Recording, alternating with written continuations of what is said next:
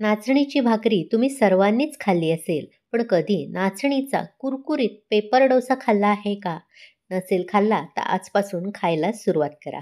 आज मी तुम्हाला फक्त 10 मिनिटात नाचणीच्या पिठापासून डोसा कसा बनवायचा ते दाखवणार आहे. सोबतच या डोस्यासोबत खाण्यासाठी झटपट अशी एक ओल्या नारळाची चटणी कशी बनवायची ते सुद्धा सांगणार आहे. सर्वात आधी एका मिक्सरच्या भांड्यामध्ये नाचणीचं पीठ, तांदळाचं पीठ, रवा, थोडेसे आल्याचे तुकडे, एक हिरवी मिरची, 1 चमचा जिरे, दही, चवीनुसार मीठ आणि पाणी घालून मिक्सरला गुळगुळीत त्याची पेस्ट करायची.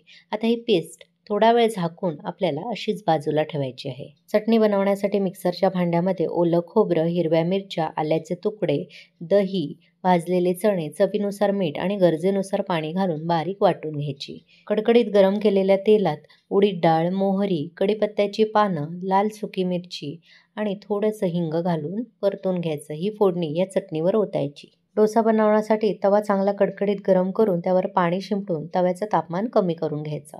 डोस्याचं बॅटर 1 ते 2 पळी तव्यावर घालून पातळ आणि मोठा डोसा पसरवून घ्यायचा. वरचं आवरण कोरडं झालं की आवडीनुसार तेल, तूप, बटर घालायचं आणि कडा सुटेपर्यंत मंद आचेवर डोसा शेकून घ्यायचा. इथे आपला नाचणीचा कुरकुरीत पेपर डोसा तयार आहे.